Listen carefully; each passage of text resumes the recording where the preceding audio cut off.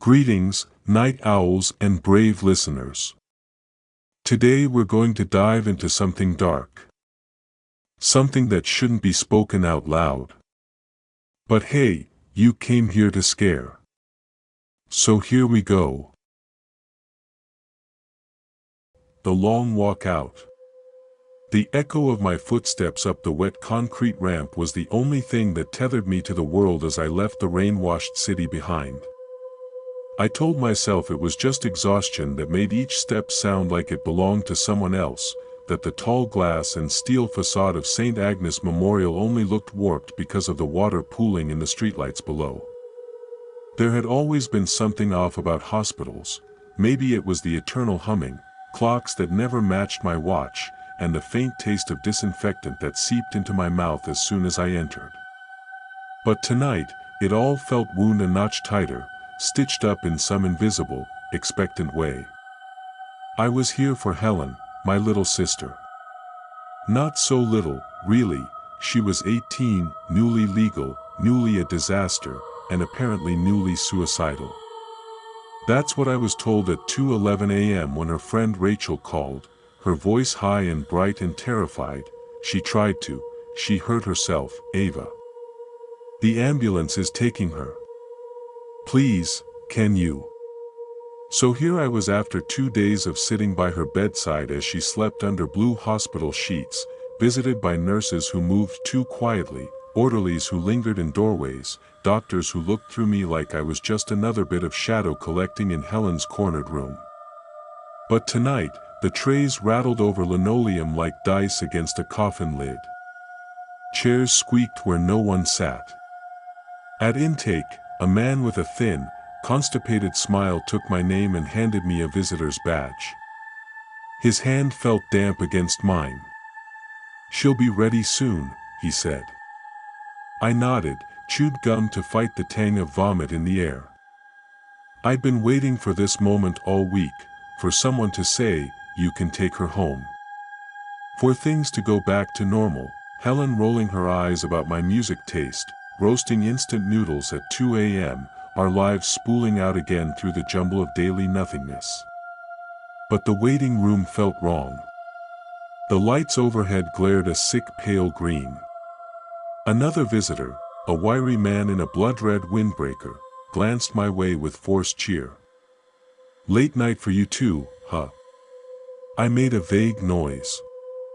On the muted TV, a figure in a hospital gown walked halls I swore I'd never seen, not the real world, but a crooked echo of one. The nurse who appeared to collect me was new, young, dark circles under her eyes, a badge turned so I couldn't read her name. When I rose, she touched my elbow as if steadying me, her face remaining perfectly still. "She's awake, Ava," the nurse said. "She's waiting." As we walked past desk after empty desk, a shadow stretched far ahead. My own, I thought. Soundless. The nurse's shoes never squeaked. Helen's room. The door groaned open. Helen wasn't in bed. She sat in the window, a wedge of cold moonlight on her shoulder, tracing warped figures in the condensation with one trembling finger. She turned at the sound. Her hair tangled around her gaunt face in dark ropes. I tried to smile. "Ready to go home?" She stared at me for a heartbeat too long. "They said I could leave." "They said. Your chart's clear. Discharge forms and all." The nurse handed me a clipboard. I noticed her hands, terribly thin, fingers much too long, nails chewed to the quick. I scribbled my name across a form I didn't read. Something smelled faintly of copper. Helen's stare never wavered. "Are you sure you want me back?" Something in her tone, low and hollow, made me flinch. "Of course I do, dummy. Home isn't home without you." She didn't laugh. She stood, knees creaking, and shuffled toward me, eyes tracking just past my shoulder. Corridor. The hospital was nearly empty, echoing with that dead-hour strangeness of hospitals everywhere, the sense that nothing is quite as it seems when the world outside forgets to look in. But as we passed the nurse's station, the new nurse whispered, "You'll call, if anything's strange." "Strange how?" I said, but she was already gone. Helen kept up, shuffling, not limping but almost dragging her left foot. I leaned in. "Do you need help walking?" She shrugged. "Legs are heavy. Everything's heavy." We turned a corner and nearly collided with a man mopping the floor. His face greasy, chest rising and falling too fast, his eyes large and fever-bright. He blocked the hallway with his bucket, silver water sloshing quietly, and grinned. "Leaving so soon," he said, "to both of us, or neither?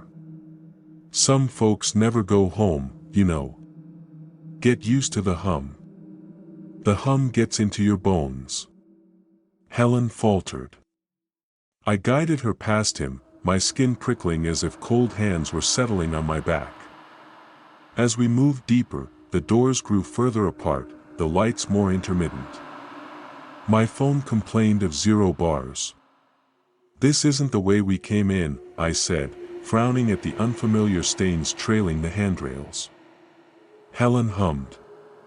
"They change things at night." The hum grew louder, a subsonic throb that made my teeth ache. The quiet room. We passed a room where a single man sat in a chair by a single bed, hands folded on his knees, staring at something just above the television bolted to the wall. His lips moved. Helen paused, staring in. "Who are you talking to?" I asked, just to break the silence. She shuddered. "They're teaching him." "Who?" Helen just shook her head. I tried not to look, but the man's eyes snapped to me as we passed. Wide, waxen, gleaming. "See you at the end," he said, too quietly. Stairwell. At the stairwell, I tugged Helen toward the elevator, but she paused. Stairs. Elevators not safe. The metal doors flickered in the overhead light, reflecting a dozen warped faces. "Fine," I said, guiding her down the stairs. Each step boomed underfoot, as if somewhere below, someone was beating out a rhythm in reply. Halfway down, Helen stopped. "Did you see the nurse?" she whispered. "Which nurse?" "The one who discharged you." Helen's breath rattled. "No. The one with the soap smell and the long, long arms." My skin crawled. "No, just the new girl." Helen shuddered, clutching my elbow tighter. "She comes at night. Tells us stories with her hands. Makes the ones who listen stay here, down in the wet rooms." Her nails pressed hard into my sleeve. The stairwell buzzed, a murmur building, a crowd below, or voices in the pipes, impossible to tell. Shadowed floor. We reached the landing. I realized we were one floor too low, the basement, service corridor. No signs, just a faint chemical reek. I tried the door, locked. "Should go back up," I muttered, but Helen swayed, pulling me to the right, into darkness. "A door's open down there," she whispered. The bulb above flickered. My vision strained at the edges, catching shadows slinking along moldy pipes. There was a room at the end, lit by a single desk lamp. Its glow seeped out in a sickly oval, like a slice of diseased moon. Inside, Rachel, my sister's friend, who should not have been here at all. She wore a candy-pink hoodie, eyes red, mouth too wide, smiling as if it hurt. "Rachel?" I called. She looked through me. "I'm just waiting, Ava. They make you wait hours. Sometimes the clocks go backward." Helen's grip turned ice cold. She's not awake. Rachel kept smiling, mouthing words I couldn't make out. Her phone screen was cracked, the same shape as my own. The exit that isn't. I hauled Helen down a new corridor, looking for an exit sign, any sign. My heart beat wild in my throat. Behind us, a rhythmic tapping echoed, feet or claws. Helen kept glancing back. "We're not supposed to look at her," she whispered. "She's shaped like someone you know, but the eyes are backwards." "What are you talking about?" "Helen, talk to me." Helen cringed, tears spilling down her cheeks. "It's the nurse. The real one. She told me a secret. Told all of us, while we slept." "What secret?" I asked, even as I didn't want to know. "She comes when the humming stops. When you're lowest. She takes your shadow with her, and no one looks under the bed to see what's left behind." A cold wind slithered down the hallway. Every door at our sides shuddered, one after another, a ripple of dull bangs. The return. We found another stairwell and tried to climb. Steps seemed to stretch twice as long, our feet growing sluggish, like we were wading through wet sand. As we entered the ground floor, everything was different. The lights gave off a gloomy, brownish hue. The nurses at the station exchanged glances. One stepped forward, gray hair pinned tight, eyes kind, voice too sweet. "There you are. Discharge, yes. Papers, please." Her hands were shaking. I tried to give her the clipboard, but she held mine in both of hers, pulling me closer. She breathed in deep, as if memorizing my scent. "You've been here before, haven't you?" She was so close I could see the cracks in her lips. Helen whimpered. "No," I said. "Only for Helen." Behind her, the security guard raised a walkie-talkie, only pretending to speak, eyes following a stain on the wall that spread as if in time with my pulse.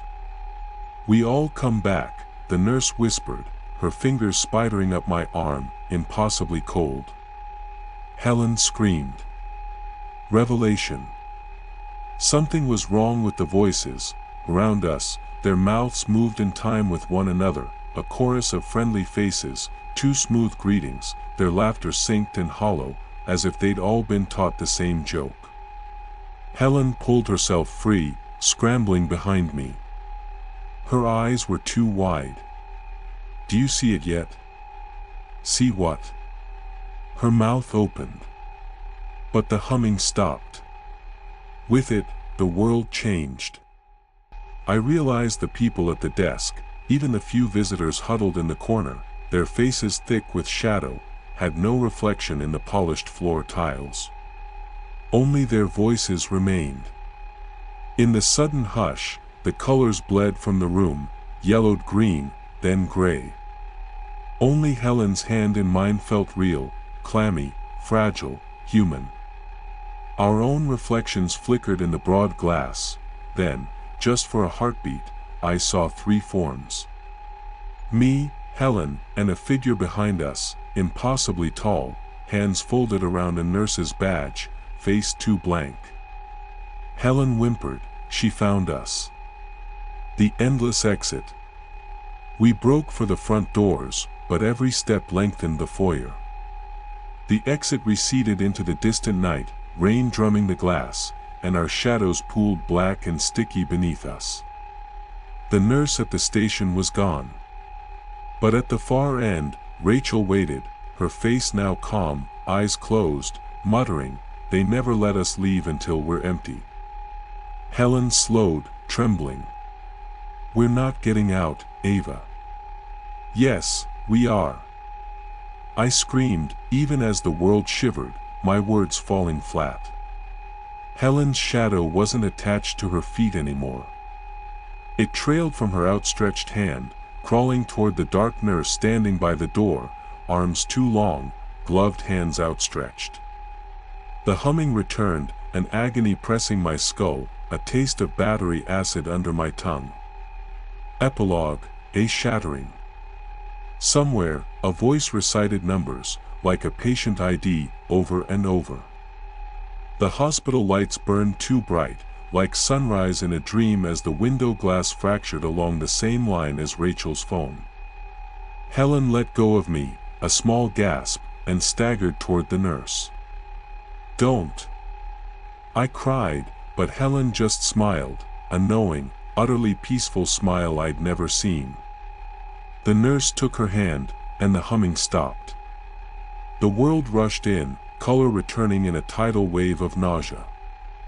I was alone at the door, chest heaving. Helen and the nurse were gone. Discharge papers fluttered in my hands, blood stained along the edges in a way I hadn't noticed before. The exit doors parted, and the city beckoned, normal, alive, rain still falling. I walked into the empty streets, Helen's absence burning at my side. I checked my phone, 2 hours lost, no messages. The hospital, glancing back, was just glass and steel, blank, silent, innocent. But as I passed beneath the orange glare of the street lamps, my shadow trailed behind, lengthening, wavering. Where Helen's would have overlapped mine, a gap remained, a wound in the shape of someone I loved, someone I'd failed to see slipping away into the spaces only the night and the hospital could understand. I've waited by my door each night since, afraid to fall asleep, afraid to listen for the hum. Sometimes, in my dreams, I see a nurse with backward eyes, and she's teaching me things I never want to know. I've started checking my reflection. But every night, the gap grows wider.